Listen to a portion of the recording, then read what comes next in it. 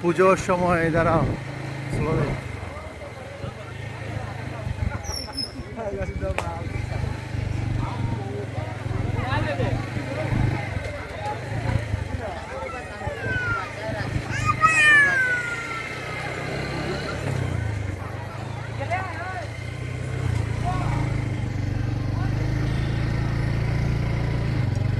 Motorcycle রাইডের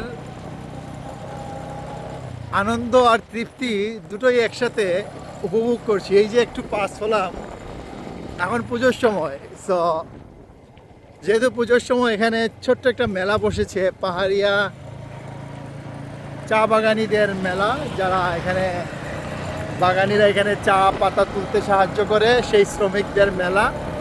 মেলার পাশ দিয়ে পার হলাম, বেশ ভালো লাগলো। ছোটোবেলার কিছু কথা মনে পড়লো। ছোটোবেলায় এরকম মাছের বাজার, মেলা, এগুলোতে অনেক গেছি। সো সেরকম একটা কিছু মনে পড়ে গেল আবার। ছোট্ট ছোট্ট একটা মেলা, কিন্তু আমার কাছে ছোট মনে হচ্ছে, কিন্তু তাদের জন্য সেটা বিশাল আনন্দের ব্যাপার। তো যেটাই হোক, ছোট আর বড়, আনন্দ তো আনন্দই।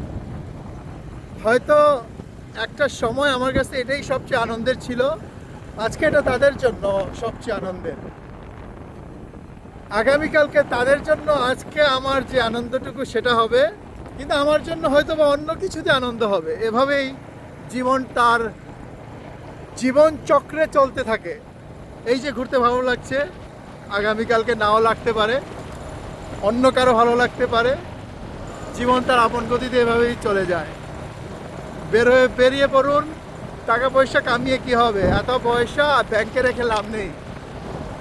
স্মৃতি ব্যাংকে জমা করুন, এবং সেই স্মৃতিটুকুই অমূল্য সম্পদ হয়ে একদিন আনন্দ দিতে থাকবে আজীবন, যা টাকা পয়সায় পাওয়া যাবে না। টাকা পয়সা জমাবেন, দুদিন পরে শরীর অসুস্থ হবে এবং সেই টাকা পয়সা ভাঙবেন, তারপরে আবার সুস্থ হয়ে যাবেন? না, হবে না। ঘুরতে বেরিয়ে যান।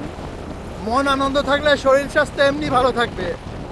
একদিন দেখবেন সেই টাকা পয়সাটা খরচ করার প্রয়োজন পড়বে না, কারণ সুস্থভাবে যদি আপনি মৃত্যুবরণ করেন, তাহলে সেই টাকা পয়সা আপনার ঔষধের জন্য খরচ করতে হবে না। তাই সুস্থ থাকুন, আত্মতৃপ্ত থাকুন, হৃদয়টাকে ভালো রাখুন।